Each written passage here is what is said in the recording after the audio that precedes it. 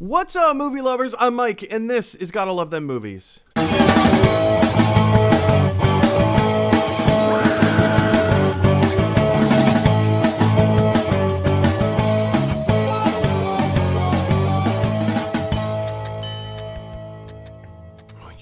You guys, welcome back to Gotta Love Them Movies, your daily dose of movie news. I'm your host, Mr. Mike Brown. I'm here all the time. And I would normally start the show by saying today is a glorious Friday afternoon. I just received a bit of information that is not so glorious. We'll talk about that in a second. And to help me talk about all things both glorious movie news, not movie news, and also some sad, troubling... it makes our hearts break a little bit news. We have actually a scientist on the show. He found himself in a laboratory late one night, and he had this idea of being able to pet a two-headed cat. You could pet one kitty's head and pet the other kitty's head. But little did he understand the powers of atomic energy would result in a two-headed, man-eating monster! Ladies and gentlemen, put your hands together for a former or a current Aquabat aficionado, Mr. Mike Dowd! Hello. And disclaimer, you are not a scientist at all. No, I work for scientists sometimes, but I am not currently a scientist. And my scientists do not create two-headed man-eating monsters. Always good to start a show with an Aquabats reference. I thought that was appropriate. Catches the attention of people who grew up in the 90s listening. And if you have no idea who the Aquabats are, that reference just totally went over a lot of people's heads. Mike, you're a comedian. You are a TikToker. You're an improviser. I ask this of all of my guests. First of all, who are you? And what makes you qualified to sit around and, chit-chat movies and movie news with us? Who am deep I? Existential question. What a philosophical question. Yeah. I don't know. I mean, you kind of said it all. I'm a comedian, or at least I like to pretend that I am. I'm a TikToker. I do the whole TikTok thing. Sort of in this weird virtual world that we live in now, just trying to utilize all the things that I can sort of get my hands on to perform. All the technologies. And on top of that, I'm a huge giant nerd that's been watching sci-fi and superheroes and pop culture movies since before I can even remember. That's a long time ago. Hopefully that gives me some qualifications. Yes. Beautiful.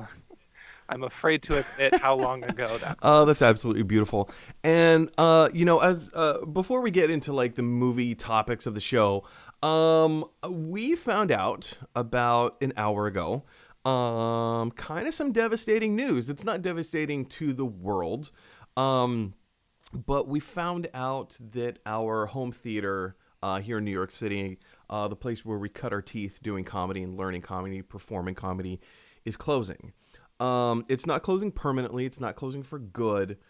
Chances are that it will be happening soon enough.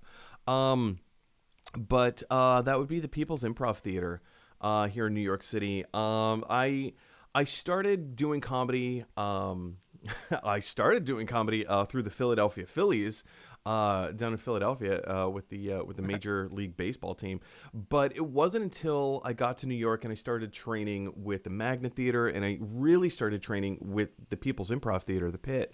That's where I really learned comedy. That's where I learned how to perform comedy, what is comedy. And the Pit gave me my first official teaching job. I mean, I had been teaching independently for maybe 5 or 6 years before the Pit legitimized my teaching styles and gave me a legit credential for teaching improvisation. It's kind of a bitter. I'm not going to say that I had a falling out with the Pit, but there were some situations that were mishandled. And I it's a hard pill to swallow. It's a hard pill to swallow when the place that you love, when the place that has become a home away from home is now closing its doors. And, like we said, they're not closing for good. The pit had 3 different stages in New York. 2 of the stages are closing. 1 stage remains open with a bar attached down the street. It's a sad day. It's a sad day because, like, the implications of this are not looking good, you guys. The implications are not looking good in terms of live comedy, in terms of stage theater. Mike, I know that you, I don't know if you got your start at the pit, but you were a prominent fixture at the pit. I saw you there all the time. I saw you at Pioneers. I saw you at the Pit Loft, not to mention the Love Bar and other places around. Now, to a lot of people watching this, a lot of these names don't mean anything. They've never heard of the pit. They don't know what the Love Bar is. They don't know what Pioneers is, or the Loft Theater, or the Underground, or the Stryker Theater. Some of these terms don't mean anything to people, but they mean a lot to us. What were some of your favorite moments and things that happened during your tenure at the pit? It's so hard because, first of all, it's still so fresh. The wound is like still so fresh. Like it just opened, and now I'm just trying to like figure out how to sort of patch it up. But I guess really, for me, I just remember I initially went into the pit. I was I did acting in high school, and I wanted to get involved in the theater scene in New York. I had moved to New York pretty recently. I mean, I grew up on Long Island and moved to Brooklyn, and then got busy with finding a job and sort of settling in. And then one of my coworkers was like, "Hey, like my boyfriend does sketch comedy at the pit. Do you want to see one of his shows?" And theater, the atmosphere, everyone just seems so sweet and friendly. And, up on the walls, you could see in big bold letters, like, sign up for our class today, go to blah, blah, blah, blah. And I remember just like pulling out my phone, like looking at the classes and just being like, this is what I want to do. This is where I want to start. This is how I want to really get a foothold into the comedy scene. And I really have. I kind of think about where I would be without the pit and without the community that I was able to sort of throw myself into and all the friends that I've made. I wouldn't be here. I probably wouldn't be. I wouldn't have the same, social media presence that I have now. A lot of that is from work that I've done with people from the pit and with people that I've met there.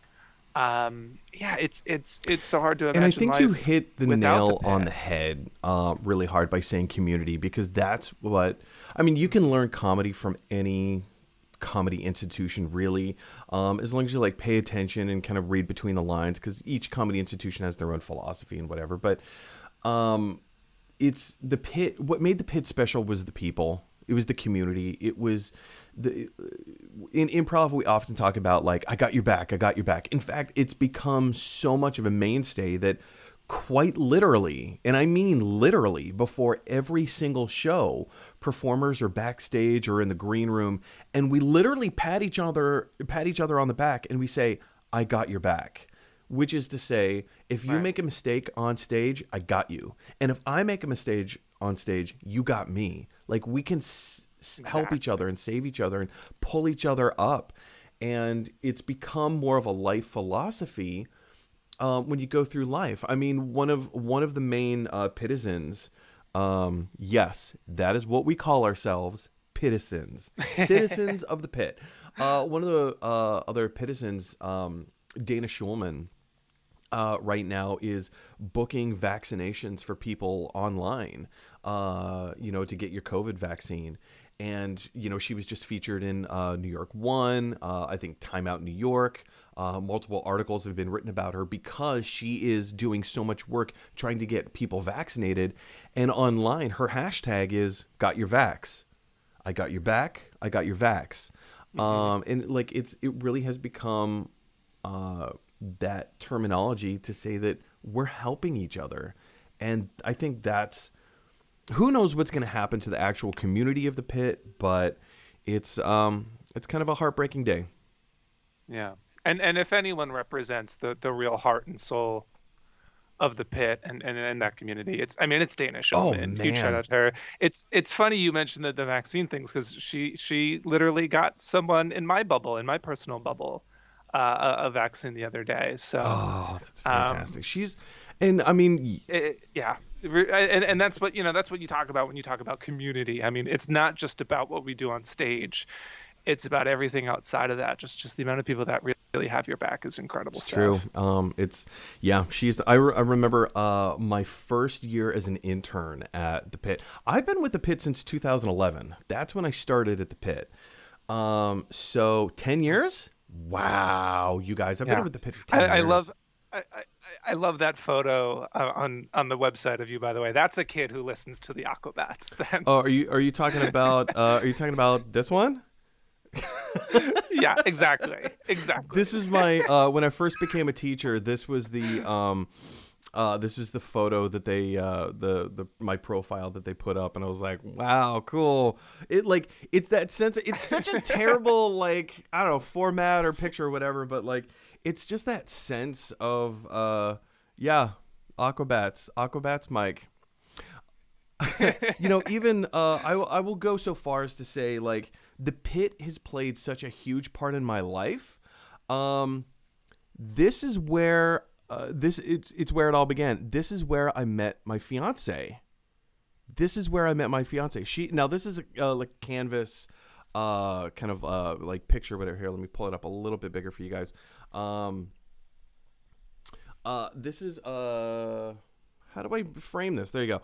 It's just a canvas portrait, and it's a grid. It's a map of New York City, and the heart is where the pit loft, where that theater is, or where Simple Studios, the training center, is.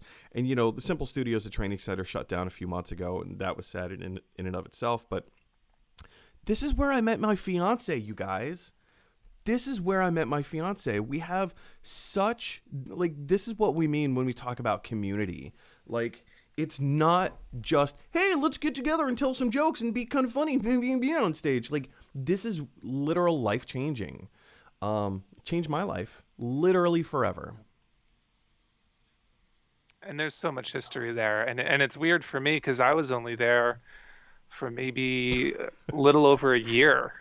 By the time the pandemic came around and everything had to shut down, and so it's just kind of like for me, like I lived in such like a short little blip of the actual time there, and yeah, to see it gone, It's it's crazy. again It's still crazy. still recovering for it, still processing it Agreed. all. Anyway, guys, if anyone is watching this, if you are a member of the pit community, if you know of the pit, if you've ever done a show at the pit, I would love to hear your memories of the pit. Jump on down to the comment section below and let us know, like, your thoughts of the pit, like your fun experiences. I have story after story after story after story. I mean, heaven's sakes, I should, after being there for 10 years. It's been my comedy home for literally for the past decade, and it's kind of sad. It's kind of sad to see it go. Anyway, guys, next week, I'm gonna switching gears a little bit. Next week, starting on Sunday, so in 2 days, my goodness, time's creeping up fast. In 2 days, Kim and I will be embarking on a road trip down Route 66. Now, we also understand there are terrible snowstorms and ice storms happening right now, so that's just all going to add to the adventure. But while we're on the road, I definitely want to produce some kind of content. It may not be regular, it may not be every day of next week, but I would love to hear your thoughts and suggestions of maybe some ideas of content that we can produce while we're on the road. I'm definitely thinking about stopping people along the way and asking them what their favorite movie is. I don't know if I'm actually going to do that, but I want to hear from you guys. What are thoughts? What are some ideas? On the show yesterday, BJ Lang out from LA, his idea was to post a photo on Route 66 every 66 miles. So if we're driving at an average speed of 60 miles an hour, that's one photo every minute. I don't know if I'm going to be able to sustain that, but yeah, anyway. So I'm interested to hear what your comments are. All right, guys, now it's time to get into the main portion of the show. If you haven't already done so, head over to YouTube, type in God I Love Them Movies. You're going to see a rectangle in the top right-hand corner of the screen that says subscribe. Go ahead and click on that button. What clicking on that button does is it helps us to widen our subscriber base. And with the more subscribers the channel gets, the more watched content the channel gets. And with more watched content the channel gets, I get to make this show my full-time job. I usually have this disclaimer saying as soon as we hit 1,000 subscribers, the live portion will be moving from Facebook to YouTube. That is going to change. I have altered this. I have amended this. More updates on that week after next, starting March. I'll let you guys know what's going on with this very soon. And as always, if you have a question or comment, anything movie related, send me an email at gottalovethemmovies@gmail.com. And as long as it's family friendly, we'll make your comment or question a main topic here on the show.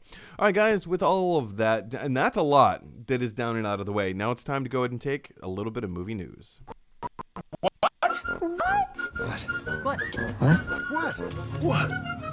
All right, you guys, it is that time to talk movies and movie news, and our first thing right out of the gate, Buffy the Vampire Slayer. Yeah, first of all, we're getting a reboot, and second of all, Sarah Michelle Gellar doesn't necessarily want to be a part of it. I guess there's a large push online for Sarah Michelle Gellar to be part of this new Buffy reboot.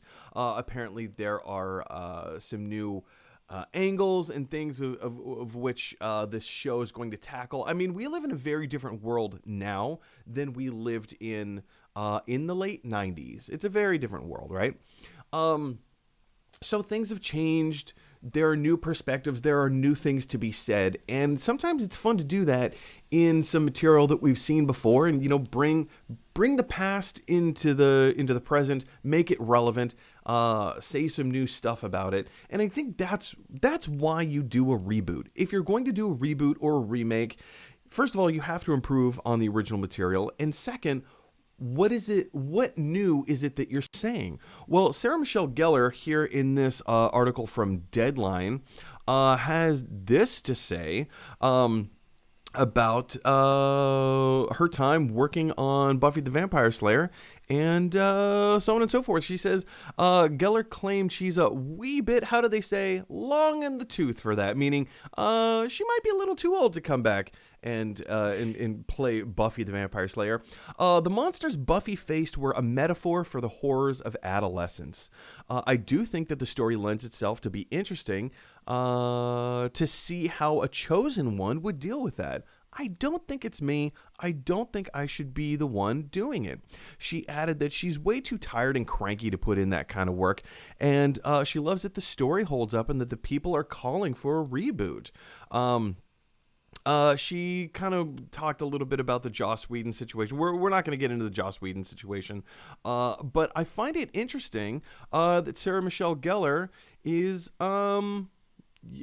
deciding to keep her distance from this. I mean, I don't think it's outside of the realm of impossibility, Mike, that that Sarah Michelle Gellar could play a cameo. Like how if anyone watched Smallville, we all know that Christopher Reeve, before his passing, he popped up and played kind of a pivotal role in Smallville. So I don't think it's outside of the realm of impossibility for Sarah Michelle Gellar to pop up in this reboot and play a smaller character, or maybe an influential character, the same way that Christopher Reeve did in Smallville.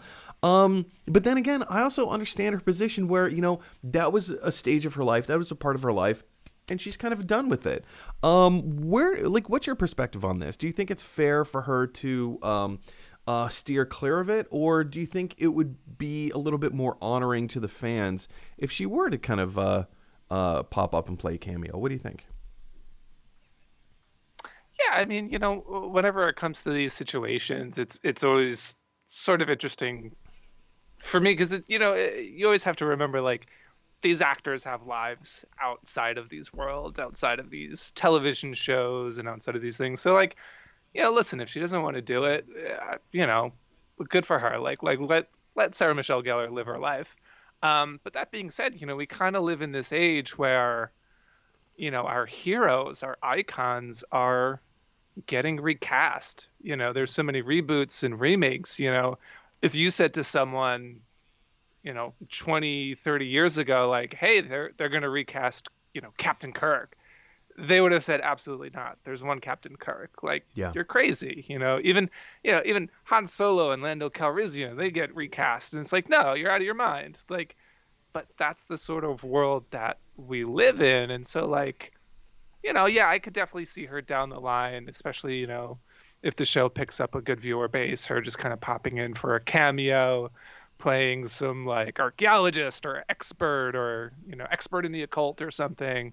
Um, but listen, if she doesn't want to do it, that's Now, completely one in of the her things right. that this particular news story or article or rumor or whatever it is you want to call it hints at is that there was, at least once upon a time, a very good chance that this Buffy reboot would be a continuation of Buffy's story. And I think that was kind of a reason or an impetus as to why Sarah Michelle Gellar would come back to play the titular character. But also, like, I completely understand that it's not...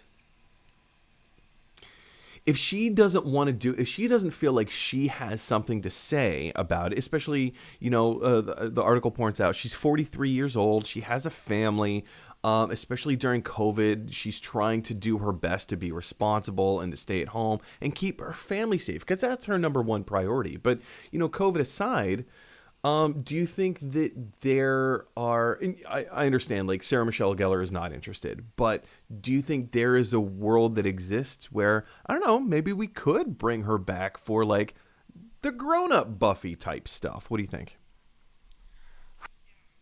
Yeah, I mean, I don't know. It's weird because, like she said, like part of the appeal of Buffy the Vampire Slayer is like, oh, here's this, young badass chick who's like fighting vampires and zombies and whatever else, demons and hellspawn, and that's sort of the appeal. But it's so hard because I think of, again, I keep coming back to like other movies and films that have kind of like come back after a Right. few years, and it's always so hard to see your favorite characters grow old and have Indiana lives. It was Jones. hard seeing a exactly. Indiana Jones was one. I'm a huge Twin Peaks fan, so like watching the Twin Peaks return was like, look at all these like, these characters are all like, older and they have like way different lives now than they did 20 years ago or whenever.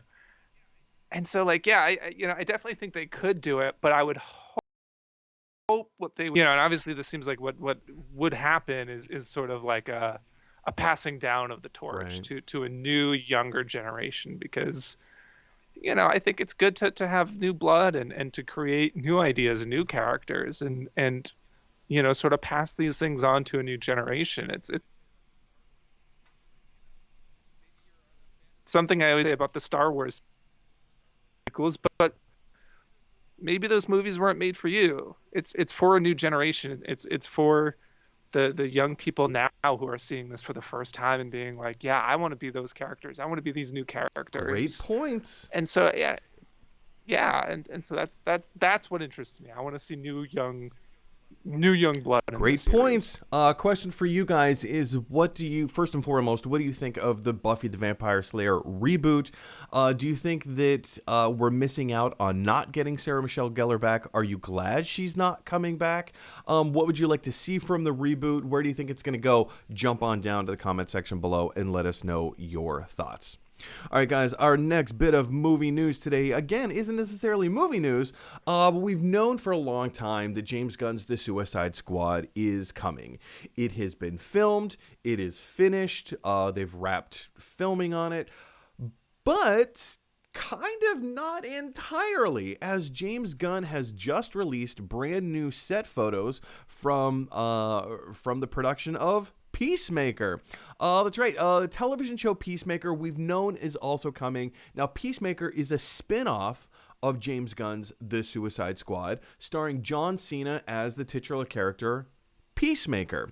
If you're not familiar with Peacemaker, imagine Captain America who wants everyone to get along and play ball, but he's also kind of like the Punisher, and he will do whatever it takes. He will kill whoever he needs to kill in order for peace to exist, right? He's got good intentions, but man, oh man, does he have the wrong methodology of making these intentions wholesome and good and true. Anyway, so here in this particular article from Collider, James Gunn, director and writer of the new Peacemaker television show, has released a few set photos, and it's just the cast just kind of hanging out in the front of kind of what like a trailer, presumably Peacemaker's trailer. You can see it's all colored in red, white, and blue, same kind of colors that Peacemaker sports on his uniform. And there, you know, we have a good portion of the cast in the film. Not being represented is Robert Patrick. I was like, oh, the T-1000, the guy who plays the T-1000. Yeah, Robert Patrick not being featured there, but the rest of the crew on set just hanging out for a good, jolly, fun old time. James Gunn, of course, is wearing his COVID protection mask. I don't know. I think this is kind of fun. It's one of those things that like we knew was coming, and this character and the film, The Suicide Squad, has got to be. It's got to be incredible for them to already greenlight and start filming a spin-off television series when the movie hasn't even come out yet. Like that speaks volumes to me about the quality of the film, The Suicide Squad, written and directed by James Gunn. But it also gives me a lot of hope for what this particular series could be and might look like. Is it going to be a sequel? Is it going to be a prequel? We don't know, because we don't know the fate of Peacemaker in the Suicide Squad. He might bite the dust. He might escape. Who knows? Who knows? Maybe this is a tangential mission or story that takes place during the movie. That could be pretty cool. We don't know. We have no idea what's going on with this. But all I can think of are good things when it comes to the TV show Peacemaker, when it comes to James Gunn's Suicide Squad. I see nothing but fun and action and 2 thumbs up. Now, granted, this movie, The Suicide Squad, could turn out to be garbage. It could be awful. It could be one of the things that helps productions a lot is when there's rules and guidelines set in place. But James Gunn wasn't given any guidelines. He was given carte blanche to do whatever he wanted.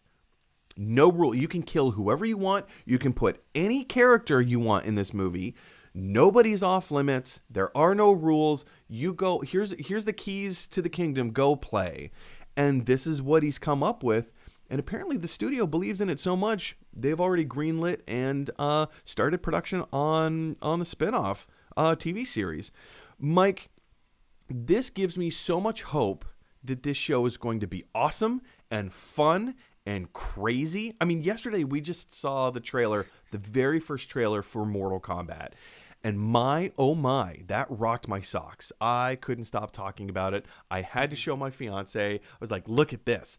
When Sub-Zero cuts Scorpion and the blood goes flying, he froze the blood in midair and then stabbed Scorpion. Like, I lost my mind. Like, that was the coolest thing I've ever seen. Incredible scene. And like coming off the heels of that, like I think the Suicide Squad is going to be just as like fun, violent as the Mortal Kombat movie, if not more so.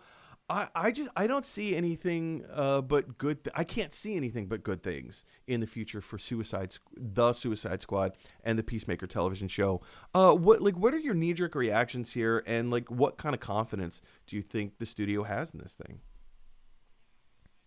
Yeah, listen, I'm a huge DC fan. You know, Batman is one of my favorite superheroes, so like I'm always rooting for like DC, and obviously sometimes I get let down in big ways, but for this, I mean, first of all, a project like this, no one else but James Gunn should be in charge. We've seen what he's done with Guardians of the Galaxy, And that's sort of like that same sort of mentality. It's like these sort of like sub B superheroes kind of all coming together to kind of like mash together and Yeah. save the world or do their thing, do their mission.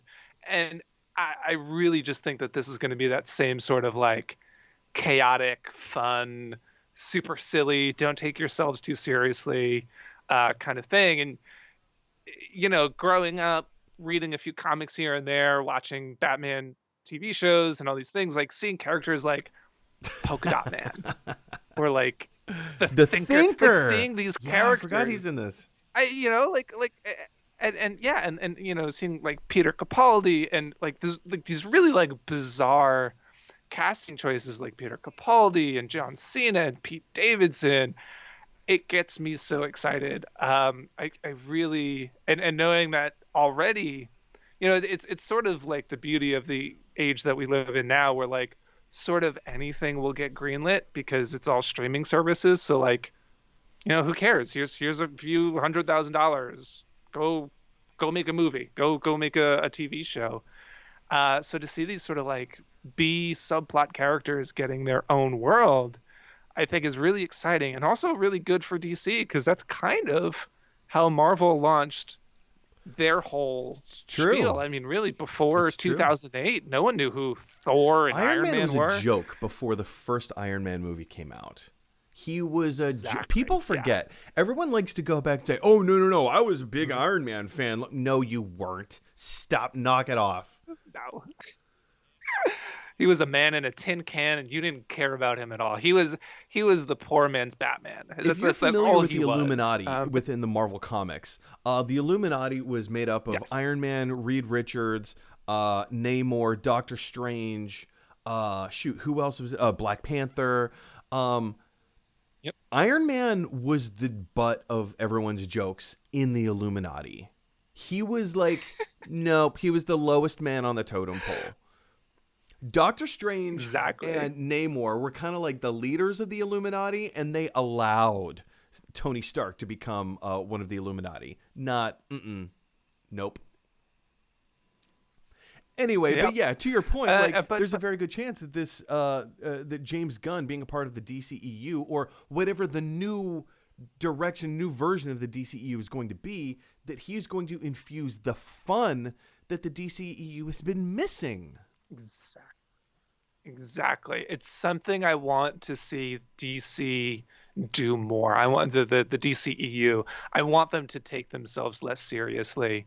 Um, we also saw the Justice League Snyder Yeah. cut drop the other day. I have some mixed feelings about it, but I think that the one thing that I always say is like, stop making it so dark. Like, yeah, Batman's a dark character, but these other characters Adam like West. Superman, Adam West wasn't a Shazam. dark character. Well, yeah, I mean that's the thing too. Like you can make Batman fun. Like Batman should be fun too. Like and so like to see like the DCEU not taking itself seriously and just being like, yeah, we're gonna make a Peacekeeper TV show. Awesome. I'm in. Sign me up. 110%. I agree. Like I so could in. not agree more. A question is for you guys: is what do you think of the set photos on the set of Peacemaker, written and directed by James Gunn? Now it goes. It needs explaining that James Gunn will not be directing all the episodes of Peacemaker. He's only directing like the first 3 or 4, but I believe he has written the entire script. Excuse me. Again, carbonation coming out through the body holes. But yeah, ladies and carbonation through the body holes. Ladies and gentlemen, what do you think of all this information about Peacemaker and the Suicide Squad? I'm interested to hear your thoughts down in the comments section below. All right, moving on to our next bit of news.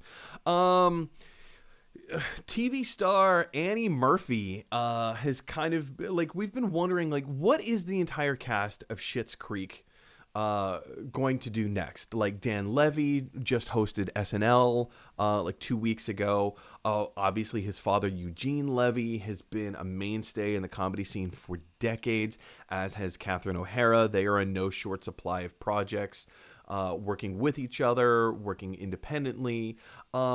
But newcomer to the scene, Annie Murphy, whom surprisingly, I come to find out, is a friend of a friend. So that's kind of cool. I'm not going to drop names here, but she's a friend of a friend. And I'm like, wow, I'm one step removed from Annie Murphy. Cool. But we've been wondering, like, what is she going to do? What's her next project? What's her next job? Well, now we know.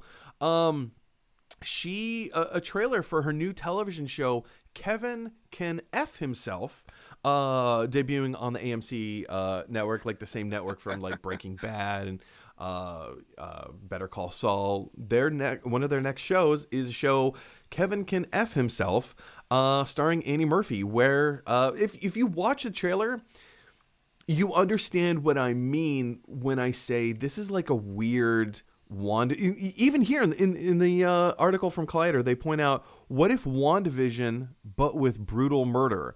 It annoys me that is not grammatically correct, but you understand the sentiment. It's like watching WandaVision where Wanda is trying to murder Vision. And like when you watch the trailer, you understand, like, because there's a sitcom aspect to this show, but then there's also like a real life dramatic version to this. And like, and when I say sitcom, there's a laugh track. It's like, it's presented as like a late 90s kind of sitcom, hearty har har har har har kind of way, right? But then it moves into these really weird dark moments where like Annie Murphy's character is just like, I'm done, I'm over it, I want to kill this guy. This show looks bananas, and it looks like it's right up my alley. Mike, did you have a chance to see the trailer? And if so, like, what were your initial thoughts? So I haven't watched the trailer. I've seen a few posts about it. I love Annie Murphy. She's so charming and just wonderful, and her performances are always just so fun to watch. She's just like your eye immediately like jumps to her whenever she's on screen. She's fantastic. But just from everything that I've heard about this show, I absolutely love it. I just love the concept. I love how we kind of live in this era now where TV and movies are becoming so like self-referential. They're becoming very self-aware and sort of, I don't want to say breaking the fourth wall because that's not exactly it, but like you mentioned WandaVision, and that's a show that is just so self-aware of what it is and what Yeah. television has become, and sort of like becoming self-aware. And so I think I it's don't know really if you fun to mentioned see that. self-aware yet, because they're also very self-aware. It is. I mean, they are self-aware, self-aware, self-aware. It's just, to me, I don't know. It's what TV needs more of, and I'm excited to see it. In this, I'm excited to see Annie Murphy.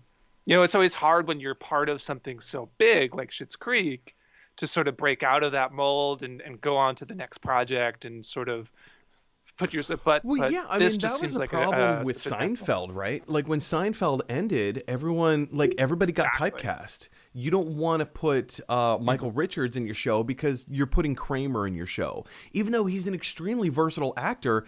And surprisingly, he was the most serious of all of the entire cast on the show. He was the most like, guys, come on, we're professionals. We need to do our parts correctly. But you don't want to put Jason Alexander because you're putting George in your show. And, same thing with Elaine and, Jerry Seinfeld himself. Like, when you have these ridiculously Right. even Daniel Radcliffe, seeing his rise to fame outside of the Harry Potter universe has been quite impressive. Quite impressive. And even now watching, like, talk about Harry Potter, Yeah. I'm watching Servant on Apple TV Plus right now, the M. Night Shyamalan television show, and seeing Rupert Grint play like an American character who is just cynical. And like, if you haven't watched Servant, I'm not going to say drop what you're doing and watch it, but it's a slow burn. You have to stick with it because, man, oh man, like, that is a woof. That's a show. Yeah, I mean again, I'm one of those people that's I'm always rooting for people. I'm always rooting for actors and their projects. I'm always rooting for movies to be well and successful. I don't want to watch a trailer and be like, I hope this sucks. Like, no, like I want it to be Sometimes we do. good. Sometimes we hate Um, watch things. I mean, Sometimes. sometimes. Listen, I'm not gonna, I know we're talking about Yeah. Cruella later, and maybe I'll be a Not little less today. kind about that trailer. Not But today. oh, not today. Oh, I'm sorry. Be But maybe I'll be a little less kind about that trailer. But as far as this, like, I'm excited for Annie Murphy. I want to see her be successful, and I think that this is a great I project to agree. get involved in Looks and to really do. cool. Question for you guys is, what do you think of the trailer of Kevin Can F Himself, coming out later on AMC, debuting later this summer? No dates have been set for it just yet, but jump on down in the comment section below and let me know your thoughts. All right, guys, jumping into the Marvel Cinematic Universe for a brief moment. There, we have been through WandaVision. We've been getting some hints that the X-Men may be making a debut. Recent episode. Now, granted, today's Friday. I have not seen the episode of WandaVision yet today, so if you have, please no spoilers in the live chat. We'll be doing a spoiler talk on Monday about it, but like, it's becoming clearer and clearer episode by episode that maybe the X-Men aren't, maybe this is not the introduction to the X-Men universe. But the X-Men have been in pop culture for quite some time. X-Men was my number one favorite comic book growing up. I loved the X-Men when the first movie came out. I loved it. My huge main introduction to it was X-Men, the animated series. And now with Disney acquiring the rights to X-Men and 20th Century Fox and all that, the question has become, when are we going to get more X-Men? And is it possible that we can get an animated series reboot started? Now, this was, when I came across this particular article, I didn't realize how much I wanted an X-Men animated series reboot to come out on Disney or Disney Plus or whatever, however, just distribution method they want to use. But I started realizing, like, I loved this show so hard that I find myself in my spare time going through and rewatching old classic episodes of X-Men the Animated Series. I love the show. This is so far, and I'm including the movies here, this is the quintessential, in my opinion, version of the X-Men that there's ever been. I mean, a lot of people are going to take offense to that and say, but the comic books. Okay, great. Yeah, but like I feel like this really built on that. It stood on the shoulders of giants. It created something special and fun and unique and interesting and colorful and bright and hopeful. Something that we can connect with. This is my first entry to the X-Men, and I absolutely loved it. And reading this article, I never realized that I want a reboot of the X-Men. Now, to clarify, there are no plans currently to reboot an animated series of the X-Men. But I kind of feel like the climate right now is perfect for it. We don't have any hardcore plans, or rather, when I say we, I mean Kevin Feige, doesn't have any solid plans to introduce the X-Men into the current MCU. If he does, it's not going to be for a minimum of 3 to 4 years, maybe 5. A few years ago, Kevin Feige was very public in saying he already has the next 5 years of the MCU mapped out. And we only briefly got a hint that he's planning Fantastic Four to come down the pipeline at some point, which is going to be one of the last projects that they do in Phase 4. If not, the beginning of Phase 5. No mention has been made of the X-Men, of the characters, of any... The only mention that we got was in that 2 episodes of WandaVision, but that seems like a massive, massive misdirect. So I argue the timing is kind of right for an X-Men animated series television show reboot. All the classic characters, all of their colorful glory, and tell some really interesting, poignant stories about the world we live in. Mike, I don't know if you're as big of an X-Men fan as I am or have been over the years, but like, where do you stand with an X-Men animated reboot? Do you think now is a good time to do it? Or do you think that it's just reboots, remakes, blah, blah, blah, enough with them out the door? Like, Where do you sit with this? Hey, again, like when it comes to reboots, it's like I I always think, it should be for the new generation. So I think like an X-Men reboot that's more focused on like sort of like the Gen Z and the younger kids, definitely for that. Um, yeah, I don't know. I loved the show growing up. I mean, for me, I lived in this sort of weird era where we were getting reruns of like the original like X-Men animated show, but then we also had like X-Men Evolutions was Oh, like I coming out with new loved X-Men episodes week to week, Evolutions. and that was like a huge thing for me. It was so great. I actually found out recently that's also on Disney Plus. Uh-huh. Huge draw for me for Disney Plus was the fact that all the X-Men animated series were on there, and I was like, yeah, I'm gonna binge those. Like, I need to rewatch those. And yeah, I could definitely see them doing a reboot of it. I mean, I think there's some excitement. I think you're right about WandaVision.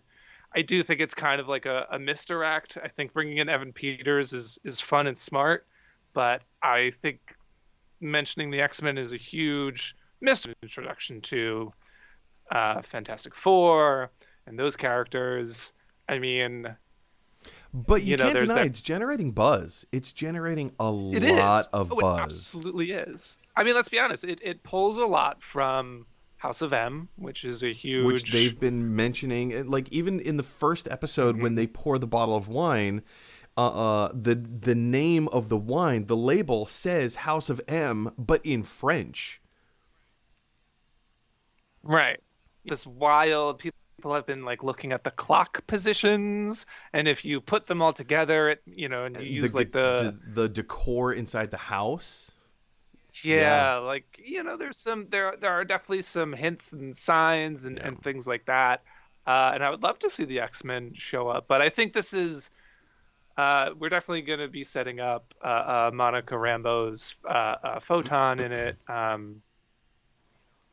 Where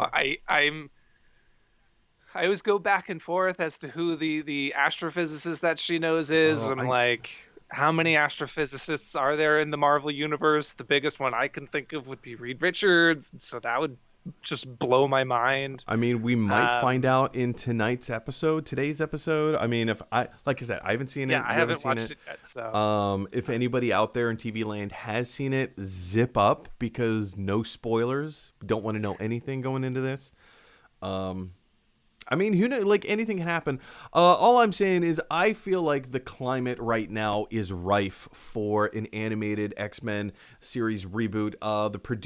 Original producers on the show, have been very vocal in saying we want to do a reboot, and Disney has not responded to anybody's messages or claims or emails or anything like that. So I don't know. Maybe we can all hashtag the Snyder cut out of this thing and get Disney to give us an animated reboot. What do you guys think? Jump on down to the comment section below and let me know your thoughts. All right, guys, we have one last bit of movie news today.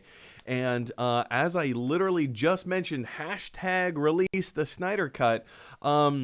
It has been a long time coming. Fans have been saying we need a Snyder cut. He has a finished version on his computer.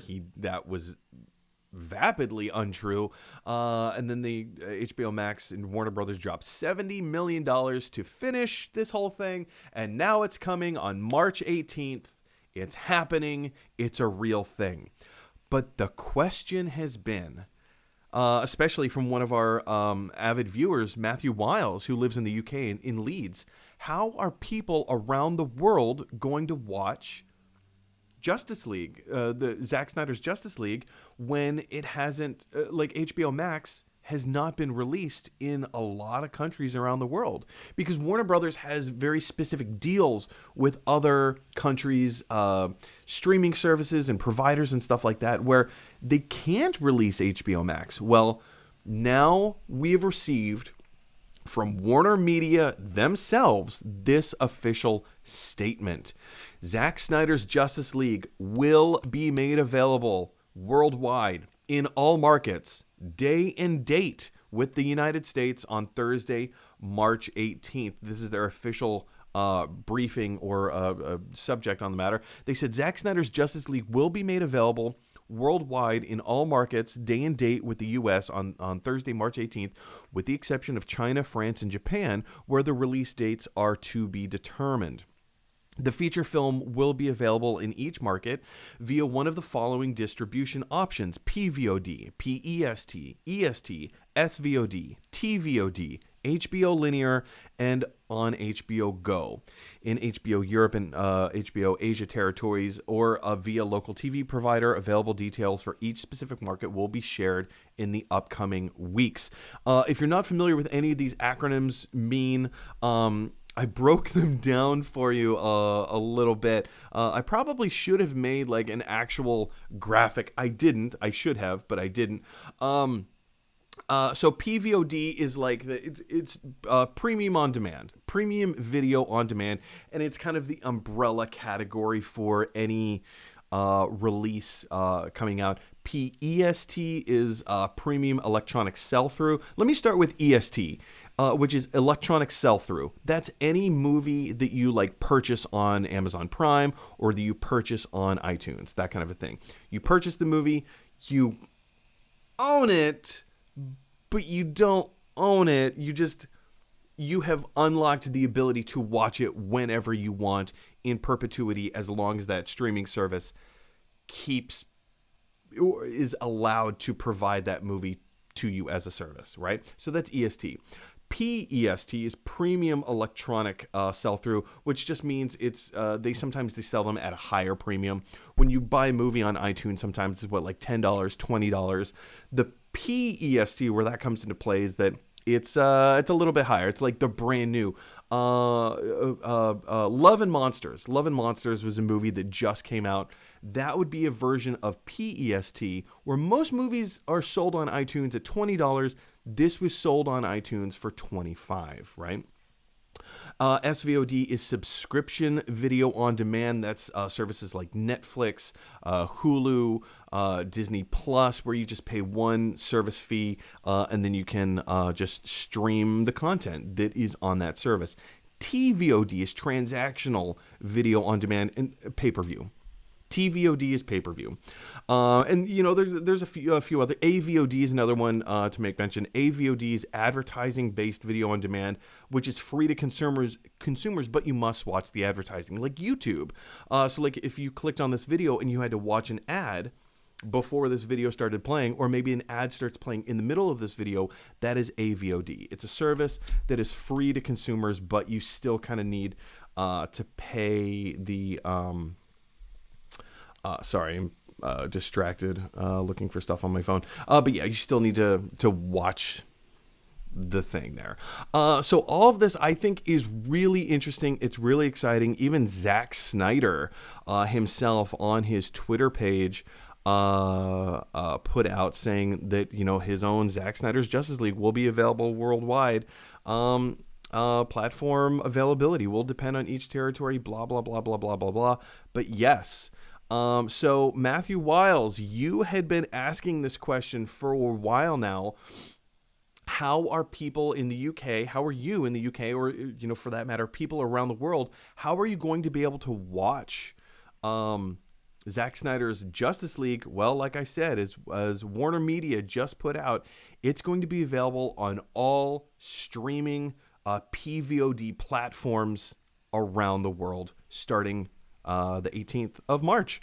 So yeah, I think this is awesome. I think this is great. Mike, this brings up questions where like people have been wondering like, how is this going to happen? It's coming soon. And I love that Warner Media has actually they've circumvented this problem. And they've even gone so far as to say that HBO Max is going to be released, throughout the world, like in places like the UK, I believe in either June or July, something like that, so that future problems like this, we're like, hey, Wonder Woman 1984 is coming out, but sorry, UK, you can't watch it unless you go to a theater. And in a COVID world, like, people don't want to do that right now. So I love that this is happening. What's your knee-jerk reaction?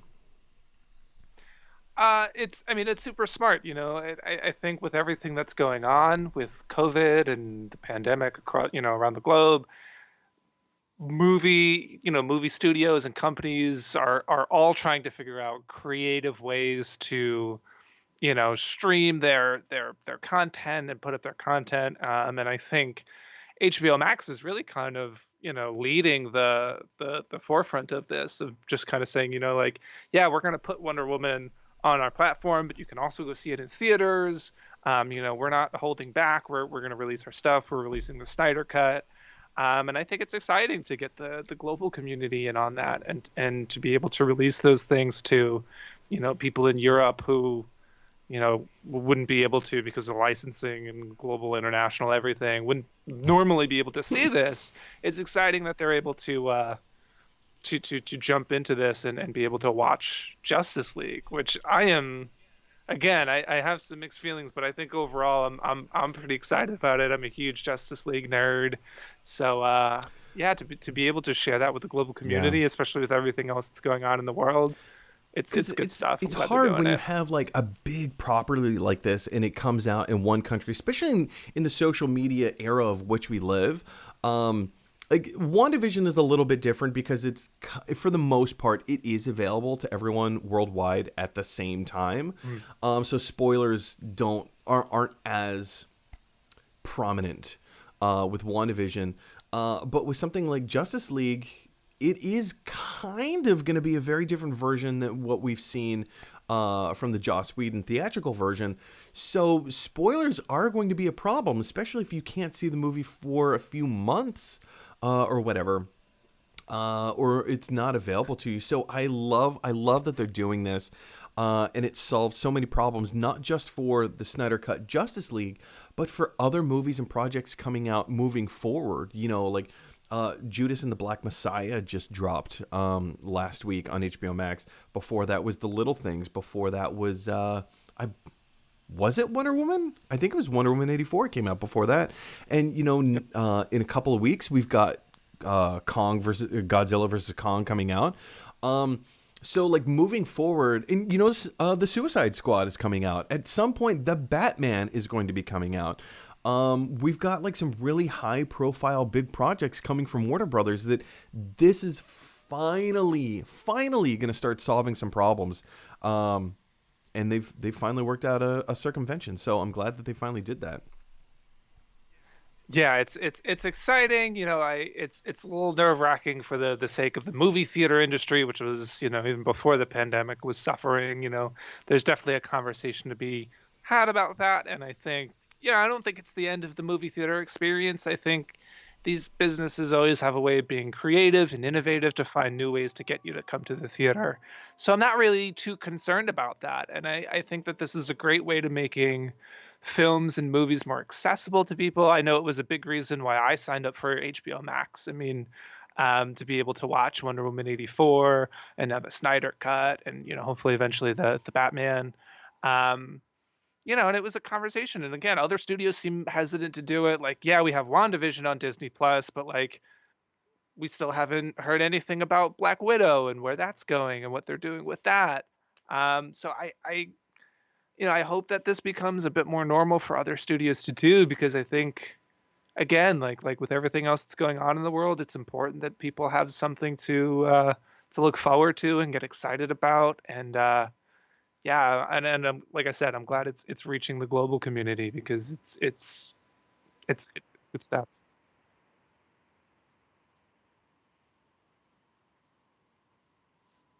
Oh,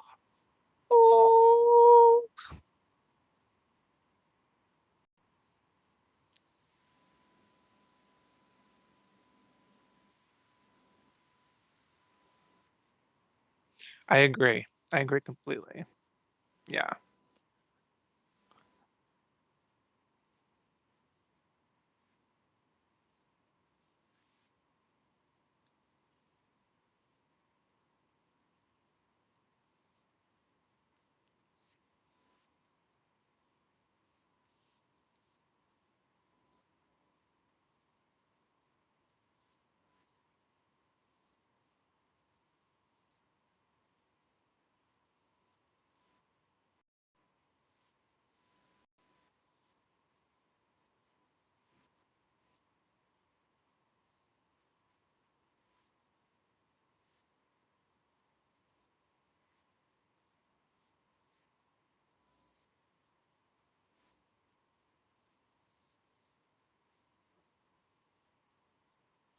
Yeah, no, I can stick around for a few more minutes, answer whatever questions, and discuss anything else. Yeah. It's alive! It's alive!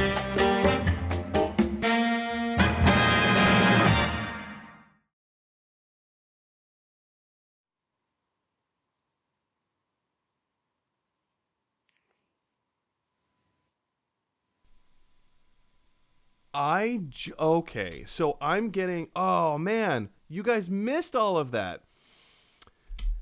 I had my mute button on, so I've been. So the whole time that I had Minerva purring to you guys through the microphone, I thought that I was being so clever, and it would be such a wonderful sound bite because her purr is quite loud. You guys missed all that. Well, I mean, she had a lot to say about Catwoman and Zoe Kravitz and all that. I mean, clearly the excitement around Catwoman from Minerva. Totally. Well, geez, Louise, my apologies for that, you guys. So let me just be formal and say, I'm interested to hear what your thoughts are about Zack Snyder's Justice League being able to be being available worldwide. Jump down to the comment section below and let me know your thoughts. All right. Yeah, my apologies. That mute button. I'll tell you what, that mute button. All right. So our first comment comes from Matthew Wiles, all the way in the UK. Long-time watcher of the show. Matthew says, while you're on the road. Next week when Kim and I are driving Route 66, while you're on the road, see how many films you can recreate. Have you seen Be Kind Rewind? I adore that movie. I really do like Be Kind Rewind. It's a fun movie with Jack Black and Mos Def. I always like touch my ear when I talk about Mos Def because in The Italian Job he was deaf in one ear, so they called him left ear. Great movie, but yes, I love Be Kind Rewind. That's not a bad idea. See how many different films we can recreate. I feel like that's going to take more time to distract us from our overall vacation than anything else. But yeah, I'll keep that in mind. Maybe we'll do it one day. Mike, what do you think? I mean, listen, if you need any, additional actors from afar, just kind of hold me up with a cell phone on Zoom, and I'll be whoever you want. Perfect. I mean, there's lots of movies we could do. Have you seen the movie Be Kind Rewind? I want to say yes. I saw it a long time ago. So the whole concept of the film is Jack Black works in a video store, and I want to say Mos Def works in the video store with him. That part I can't remember. I don't know if he's just his best friend or if he also works in the video store. I want to say he works in the video store. It's a VHS store. Now, keep in mind, when this movie came out, Blu-rays were just starting to blow up and become like the new big thing, right? There was like the whole battle between HD DVD and Blu-ray, right? And then Blu-ray won and whatever. But, DVDs had the mainstay in terms of home video. So Jack Black and Mos Def work in a VHS movie rental store. They don't have any DVDs. They're all VHS. And the store is owned by Danny Glover. Well, Danny Glover he's a big lover of jazz music, and so he goes off to like this jazz festival and leaves Jack Black in charge of the video store. Something happens with a magnet. There's like some kind of super-powered magnet. I can't remember, but Jack Black ends up erasing all of them, because like if you take a magnet up against a VHS tape, cassette tape, you will erase the movie or the contents on the cassette, right?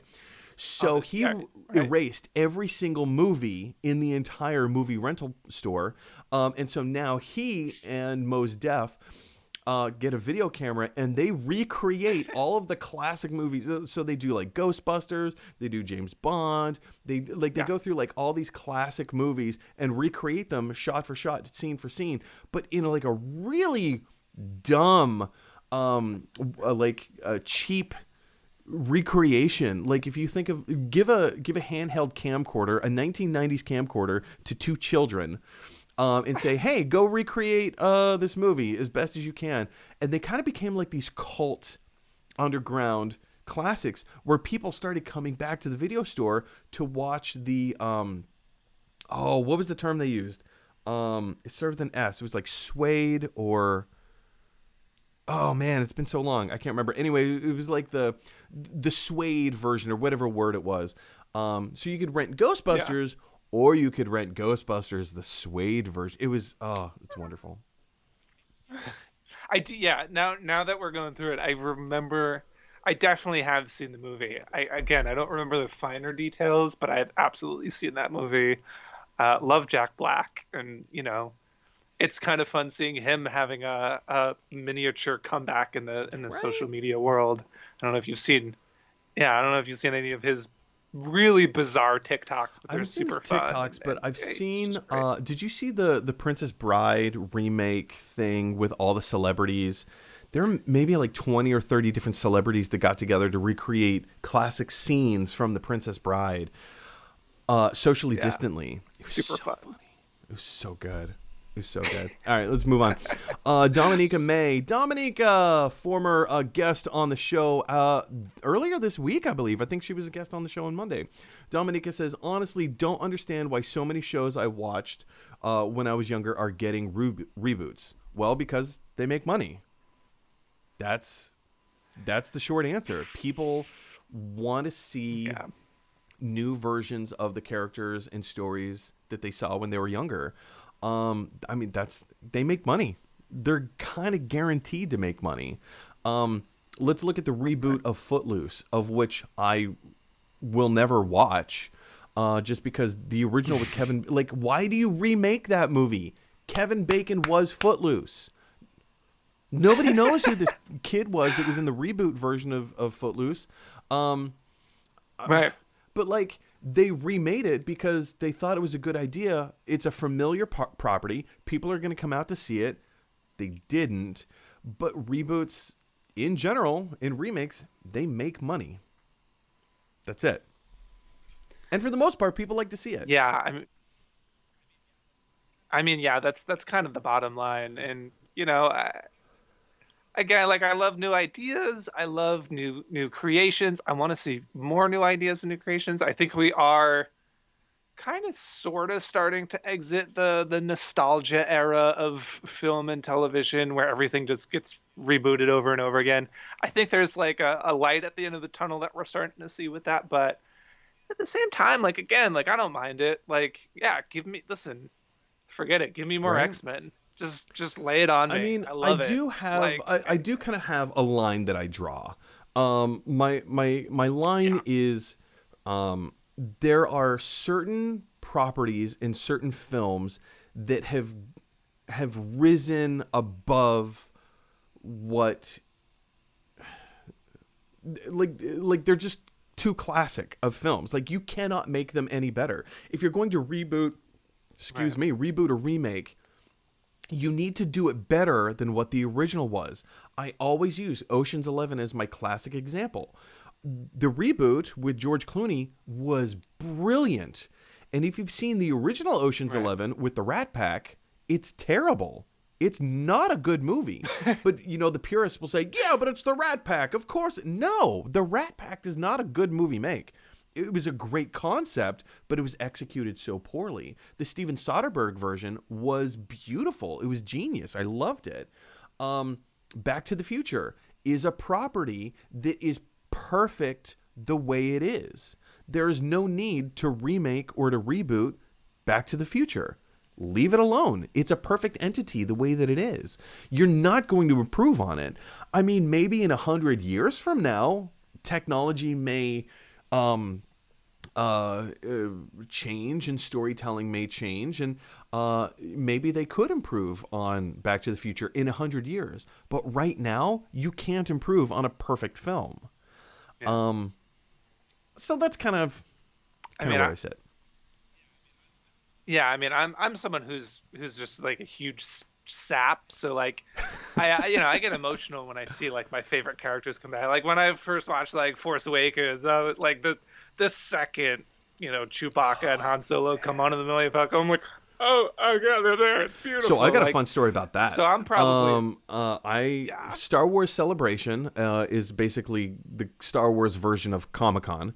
In 2015, I believe, when that trailer was released, because that's when Force Awakens came out, right?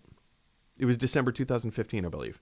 So some friends and I, we drove across country from Atlantic City to Anaheim, California in 2 days. No joke. We made the drive in 2 days from coast to coast.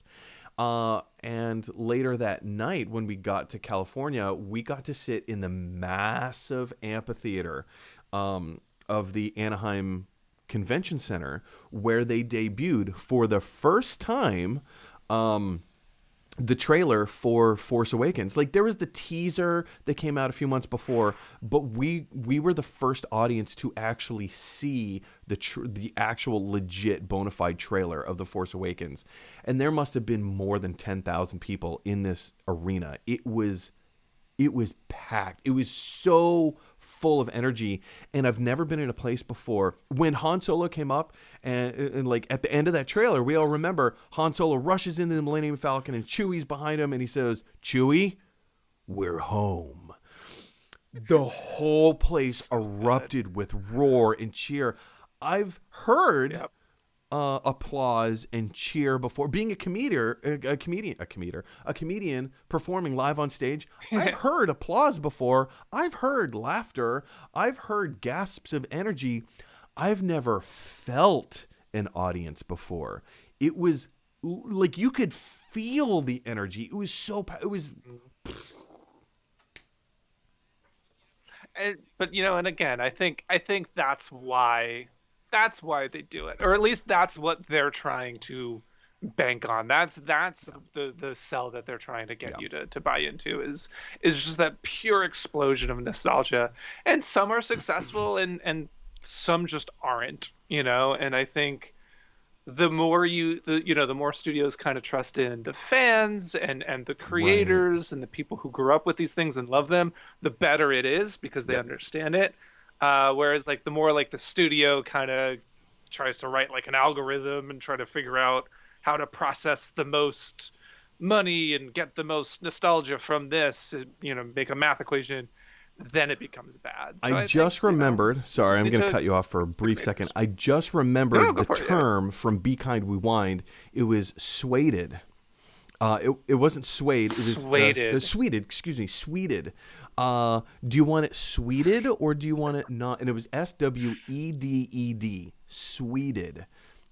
Bizarre. Anyway. Sweeted. Matthew Weil says, "I'm glad Sarah Michelle Gellar doesn't want to return as Buffy. I think reboots too often try to shoehorn fan service at the expense of story. I'm looking at you, Star Wars."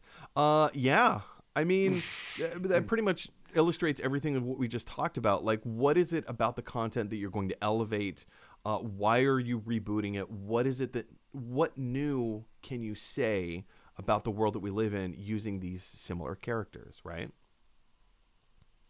Absolutely. And I'm someone who, when it comes to fan service, I don't always hate fan service. I think fan service can really work. I think Endgame is a perfect example of fan service working. Like, that is a film where it's like, if you put in the time and watched all these movies for the last, 11 years, 10, 12 years, whatever it was, 11 years, you're going to be rewarded for it with all these little Easter eggs and little moments. And that's a fan service that I like. Obviously, he mentioned Star Wars, Rise of Skywalker, we get this, sort of, it almost tried to service the fans too much, and maybe it was, some might argue, and I might be one of those people who argue that it was like the wrong kinds of fans that they were trying to service to, and so you just kind of had this like the whole thing just fell goofy apart. Amalgamation of different things. Just fell apart. Yeah, so, but I don't mind the fan service. I think it can work, but again, you have to trust the creators. You have to put it. Well, also have a vision. I mean, that was another thing that didn't work for Star Wars. Is that Force Awakens was awesome by itself. There were aspects about Last Jedi that were awesome by itself. Rise of Skywalker was okay by itself, but none of the movies complemented each other. It was not a build off of what came before. There was no cohesive thought from one place to another. It was just, hey, let's do this, and hey, let's do that, and hey, let's do another thing. Yeah. It's one of my big issues with J.J. Abrams. I love J.J. Abrams. He's a huge nerd. I'm always rooting for him to be successful and make successful things. But he can never stick the landing. I feel like in anything he does. Lost. I love the Lost, the Cloverfield movies. Like I loved the 10 Cloverfield Lane. It was a great movie up until like the last 10, no, 15 I minutes. will defend the last 10, 15 minutes of that. Because again, you're talking about fan service. It ties into the themes of what this universe is. Like, if you go into that movie cold, it comes out of nowhere. But if you understand what the Cloverfield franchise is doing, like, I will defend that. I will defend it. All right, let's move on. Dominica May says, I don't watch reboots if I was a fan of the original. Just how things have worked out. I have watched reboots when I didn't watch the original. For instance, Hawaii Five-0 and Battlestar Galactica. So maybe it's about enjoyment for a new generation. Well, Mike, that plays to the point that you were making earlier, is that these aren't necessarily for us. I mean, we still can enjoy them, but it's, telling stories from a new perspective, trying to get a brand new audience into it. Yeah, I mean, the thing that I think of now is there's a new Spongebob show that's coming out. It's like Camp Coral or something like that. I don't know. And it's it's a new show. It's coming out on Nickelodeon, and they'll post like a trailer of it or photos of it, and it's supposed to be like a prequel to SpongeBob. They're younger, they're kids. And I see all these people like my age getting in there and being like, oh, this is atrocious. Like, this ruins the show. Like, what are you doing to SpongeBob? And this, that, and the other thing. And I'm just kind of like, it's not meant for you. It's a kid show. Like, it's not made for you. It's not catered to you. It's not even being advertised. That's exactly how I feel about the new Jurassic World Camp Cretaceous TV show. Absolutely. I saw season 1. I have yet to watch season 2. I enjoyed it for what it was, but at the same time, it's not for me. It's for my 4-year-old nephew. That's who it's for. So exactly. Matthew Weil says, I'm sure the Peacemaker TV series will be cool, but it seems like they are jumping the gun a bit. They don't even know if we like John Cena's Peacemaker. I mean, that's fair. That's fair. But you know how I always say, in Kevin Feige, I trust? Like, I don't love everything that has come out of the MCU, but in general, they've set the bar for quality very, very high. And in that, I also trust James Gunn. I trust that James Gunn is doing I mean, again, this whole thing could be a complete ball of garbage. And we're not going to like any of it. But so far, I trust the stuff that James Gunn has put out. I trust that it's going to be fun and interesting. Mm-hmm. And if he thinks it's fun and interesting, if this is a road that he feels, if this is a ride he wants us to go on, I'm willing to buy the ticket. I agree 100%. I mean, again, like, I love it when studios are just bold and they just do things because they're like, you know what? We have the money, we have the contracts. Let's just do the thing. Because I feel like, again, like, when you put that amount of trust in your creators, you make something beautiful. Like, again, to go back to WandaVision, like, that is it's bold show. And it is extraordinary. Yeah. It's really experimental and weird and kind of like takes a bit of a venture away from like what we've seen in the MCU so far. But it's working. It's working magnificently. And the reason it works is because it's nerds like us who are making it. It's just nerdy people who read the comics and are like, cool, let's see if we can get this character in and see how we can work these aspects of it in. So trust your creators. Stick to your gun. Oh, I see what you did there. Jumping the James Gunn there. Dominica May says, LOL, I enjoyed Robert Downey Jr. as Iron Man, but the Iron Man comics were one of the last Marvel books I delved into because I was trying to avoid deep diving into them. I mean, I go again just to the whole thing of like, yes, there were some hardcore Iron Man fans out there. there had to have been, otherwise the comic series would not have endured. He was an interesting character, but he was not a popular character. You know how we all like to sit here and say, "Oh, X-Men is one of the most popular franchises in comic books in history." It wasn't. It wasn't. It like thanks to Chris Claremont, he brought it out of retirement, and he single-handedly saved the X-Men franchise. Up until then, nobody wanted to touch X-Men. It was a failing property in the 70s and early 80s. It was a joke. People didn't like the X-Men. They weren't saying anything new or original. And let's be honest, up until Chris Claremont came in, all of the X-Men were white. People like you want to make an allegory about the civil rights movement, and all of your characters are white, privileged young kids? Yeah. Nobody wants to read that. So, Yeah. I mean, it was a failing property, but I mean, yeah, that's the same thing. Dominica goes on to say, I loved the animated X-Men also. It was pretty much my introduction to them. Me too. I rewatched some of the first episodes about a year ago. I need to watch more. Yeah, that show 100% holds up. I mean, the animation, I like the animation style because it appeals to me, but it's an outdated animation style. I get it. The voice acting is, it's so bad. It's so bad. It's so over the top and so overacted. However, the stories, just rewatch the pilot, rewatch the first season of X-Men the Animated Series. It might be more poignant now than it was when it was first created. Go back and watch it. It means everything. Yeah. I that show, I don't even think it was like my first introduction to just the X-Men. It was my like first introduction to like what a love triangle was. I mean, the Wolverine, Cyclops, Jean Grey thing. I was like, I was young. I don't even think when did that show first come out? It was like the late 80s, right? So I hadn't even been X-Men, born yet. I believe, I want to say it debuted in 93.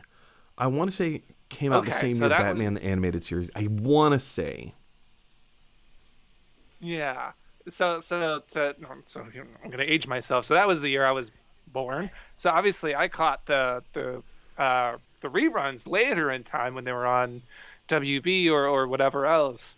But I just remember like being like this like 5-year-old kid watching my Saturday morning cartoons, being like, like, oh yeah, like, I'm rooting for Wolverine, like he's cool, like to hell with Scott Summers, But now I'm a bit more like, I actually kind of feel bad for Scott Summers now that I'm an adult. There is there's a comic story arc called Schism. It's one of my favorite X-Men stories, where because Jean Grey has already died. He's in a relationship with Emma Frost, but of course Emma Frost is using him, and he's a shell, and he is completely broken down, and he's in this deep, dark state of depression, all by himself in a hotel room in San Francisco. Like he left New York entirely. He's like, I want to be left alone.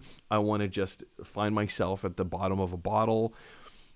And Wolverine comes back to get him and say like, hey, there's some bad stuff coming. I need you. And Scott Summers is just like, find somebody else. I'm done. I can't do this anymore.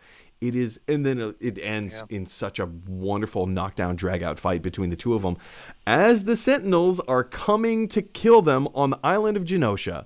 It's insane. It's so good. It's so good. It's great stuff, man. I love it. All right, we have just a couple more comments here from Matthew Wiles. He says, okay, had to put my kid to bed, but did you just say I can watch Justice League through PVOD Les Amazon? Yes. Yes, I did. Matt, if you're still watching... Here, let me bring this up real quick. My hands are all sweaty, so I can't move on my computer. Okay, here we go. Here's the official press statement from Warner Media. Zack Snyder's Justice League will be made available worldwide in all markets day and date with the U.S. on Thursday, March 18th. Zack Snyder's Justice League will be made available worldwide in all markets, day and date with the U.S. on Thursday, March 18th. Blah, blah, blah, blah, blah. The feature film will be available in each market via one of the following distribution options: PVOD, PEST, EST, SVOD, TVOD, HBO Linear, and HBO Go. And earlier I broke down as to what all of those acronyms mean, but yes, they will all, like Justice League, Zack Snyder's Justice League will be available on March 18th worldwide on all PVOD platforms. So that's pretty exciting. Sometimes I forget how time works. I'm like, if you're putting your kid to bed, it's 2:30 in the right? afternoon. And I'm like, oh, no, not there. He goes on to say, your cat destroyed your sound. I think that's when I still had my mute button on, so thanks for letting me know that. Last comment of the day comes from Dominica May, who says, my recent adolescent nostalgia TV decision was watching the Kenan pilot this week. Because I adored Good Burger and Kenan and Kel. Yeah, did you see the pilot to Kenan, Mike? I haven't. Again, that's another show. I haven't delved into it just yet, but I'm rooting for it. I love Kenan. It's bad. It didn't look good. It's really bad. It didn't look good. I also watched Young Rock, the kind of the I guess the new sitcom, if you can call it a sitcom. It's a comedy television series about true stories from the life of Dwayne "The Rock" Johnson when he was young, growing up. I watched the pilot episode, and that is quite entertaining. That was really well done. I like that show a lot. I will most definitely keep watching that. Kenan, I may check out the second episode, but you guys, it was really bad. Yeah, again, I haven't watched it yet, but it looked bad. I'm rooting for Kenan again. You know, like was said in the comment, I grew up with watching Kenan and Kel and watching Good Burger movie and all of that, and now to see him, become this huge comedic influence. I mean, even my parents are like, "Oh my God, we love Kenan," which is like so weird because I'm just like, I feel like a hipster. I'm just like, well, you didn't know Kenan before he was on SNL. I have mixed emotions about Kenan Thompson. He's definitely in the mainstay, but Kenan Thompson is burgers and fries. He's comfort food. He is to comedy what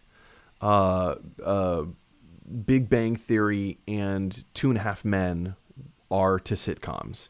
Like there's nothing outstanding about him. He puts on a goofy face, like he does that kind of stuff, which appeals to the most like common denominator in terms of comedy.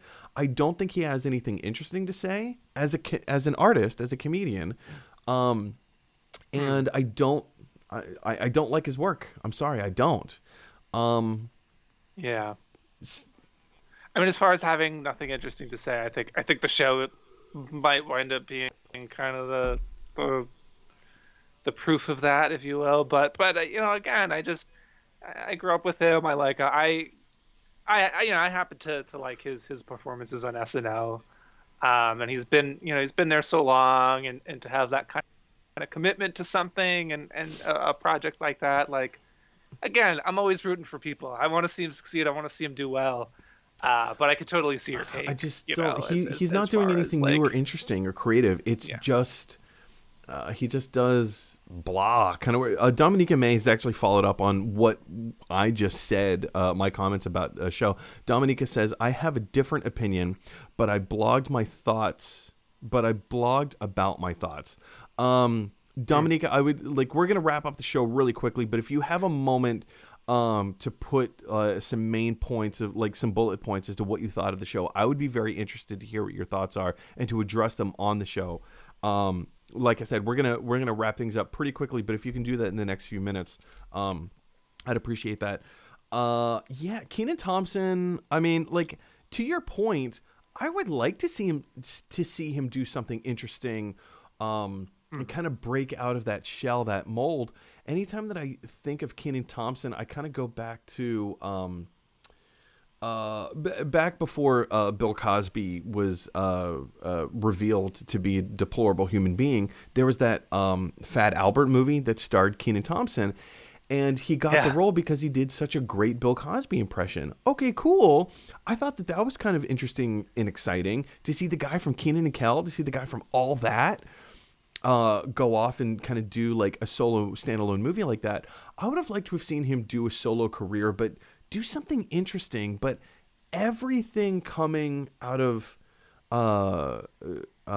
Kenan Thompson in the past decade has just been vanilla, in my opinion. Yeah, he doesn't challenge. It's very like middle of the line. Yeah, he doesn't challenge the status quo. It's palatable. It's easy to swallow kind of comedy. Not that comedy needs to be edgy. I'm not saying that like that's the only kind of good comedy, but like I don't feel like he's saying anything interesting. He's just putting on a wacky face and saying, bleh. And he has like to your point, Mike, about his mainstay on SNL. He holds the record for the longest cast member on the show right now. So I guess good for him, but I don't think that's because of his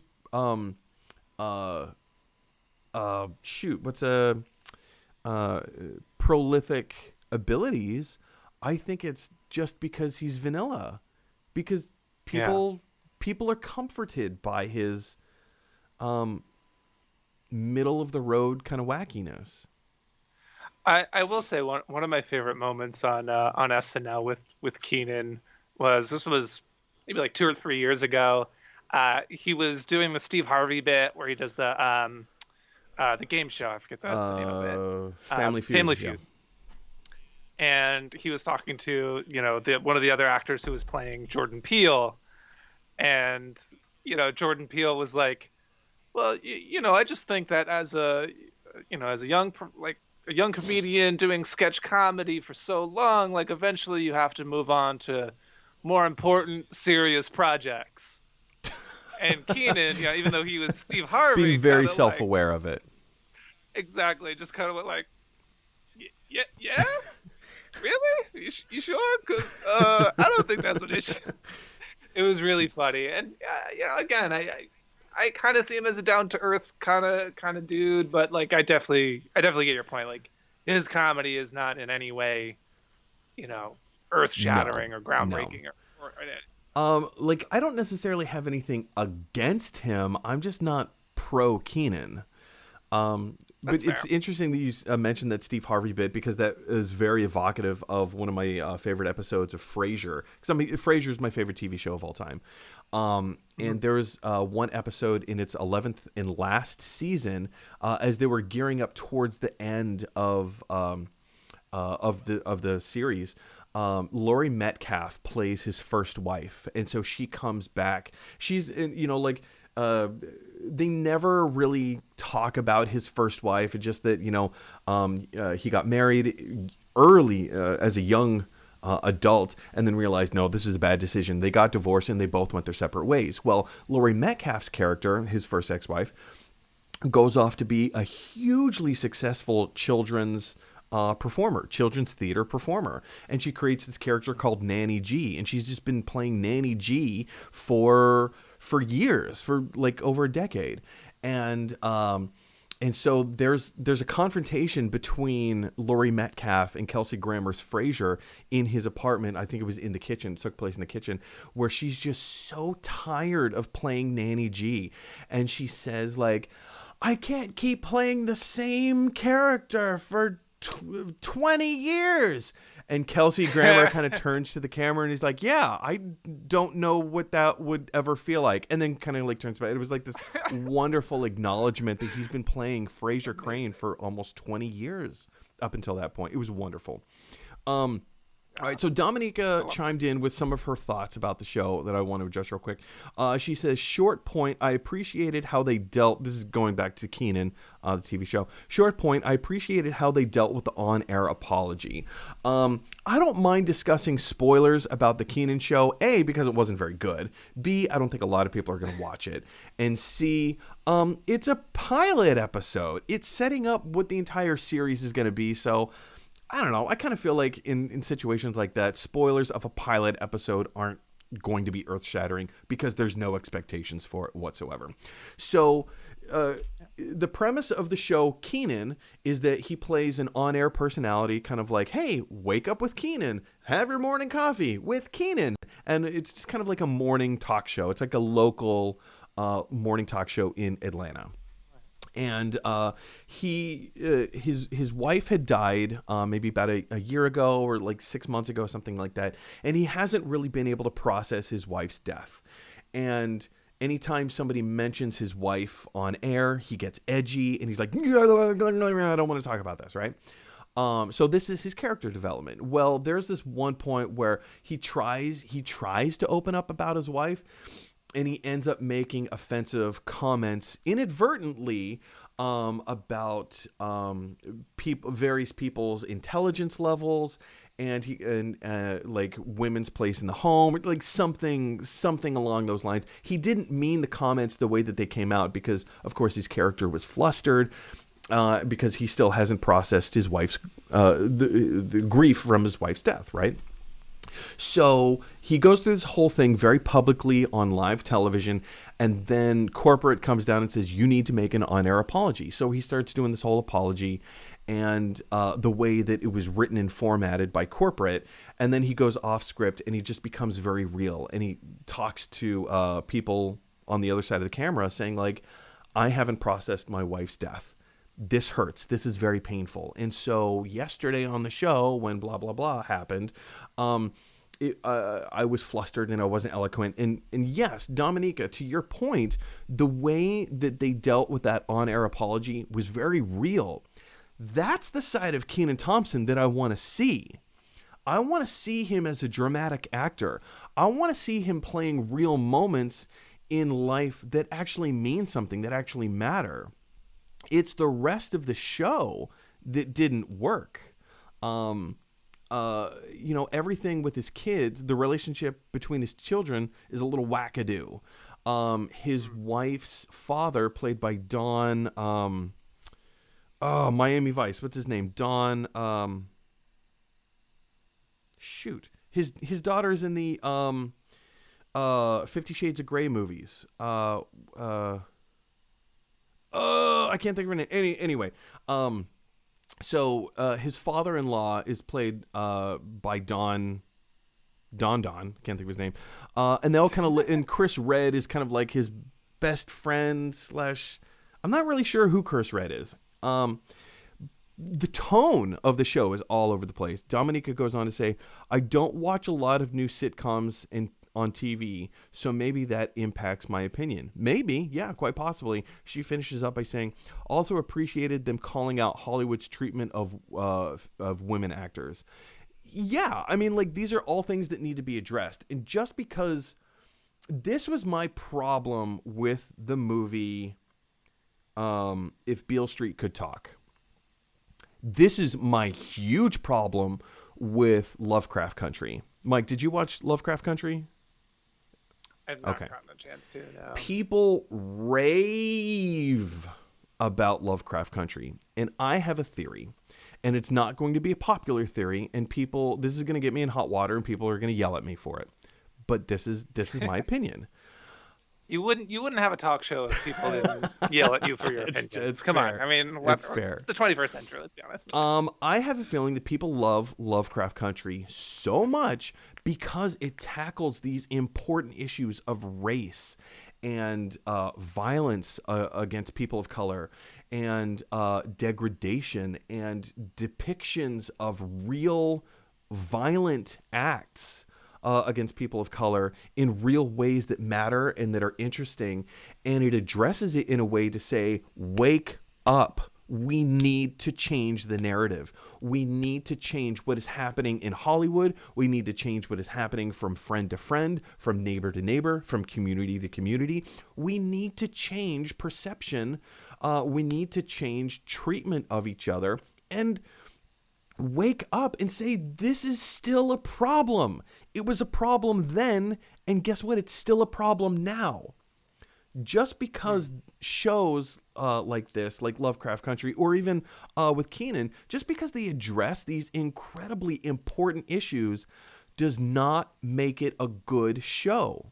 It means they make excellent points, and they point out fantastic points of view that need to be discussed and need to be explored. But it does not mean that character development is always imperative. You need good character development. You need good story and narrative. Where is it going? What's the journey? What are these people thinking and feeling? I knew none of that from Lovecraft Country. And yes, while they point out in the Keenan television show the inequality of the treatment of women in Hollywood and how egregious that is, that needs to change. It doesn't mean that the TV show Keenan is a good show just because it points out social change that needs to happen. That's my 2 cents or 5 cents. That's interesting because I've been watching BoJack Horseman, which, you know, in like that's kind of like the whole premise of the show is criticizing the way that Hollywood, you know, treats actors, and, you know, especially actors of color and women and all that. And I think that is a, you know, sort of a bold take and an interesting take, because it doesn't just highlight these issues. It says, like, yeah, we're going to highlight those issues, but here's why it's even more complicated than what you think. Like, it's not enough to just say, like, oh, this is a bad thing and we ought to wave a finger at it. It's like, no, this is like a complicated mess of a situation that's, like, really hurting people and affecting the way people live their lives, you know, in Hollywood and beyond. So yeah, I could see where that would be an issue for the Keenan show. You know, kind of like, you know, I kind of said the same thing about when I watched HBO's Watchmen series. I think it was a phenomenal, groundbreaking show. It was really, really great up until, like, the very last episode, because to me the last episode was just kind of like, and the white supremacists were the bad guys. It needed to wrap up because it was a self-contained story, so it kind of needed to wrap everything up into a nice, neat, clean little wrapping. But yeah, I understand what you're talking about.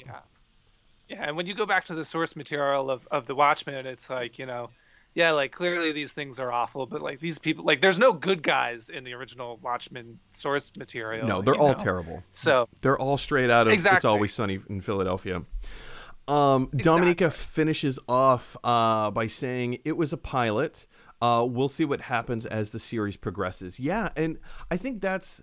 I've been sitting here taking major dumps all over the Keenan show, but I mean, there is a potential there. Like, if they change the tone, if they change the narrative a little bit and make, like, real world problems, and, like, not real world problems, but make it more relatable, get me to care. Like, I haven't been given a reason to care about Keenan's character, or any of the other characters, like Chris Redd's character.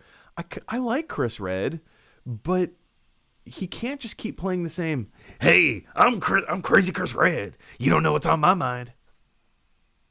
Yeah. Like, it gets played out. So, like, where's the humanity, you know? And you're right, Dominica, you are exactly right. It's a pilot. Pilots are often bad. And we'll just kind of see where it goes. We'll see where it goes. Anyway, guys, thank you so much. Like, seriously, thank you so much for giving us stuff to talk about.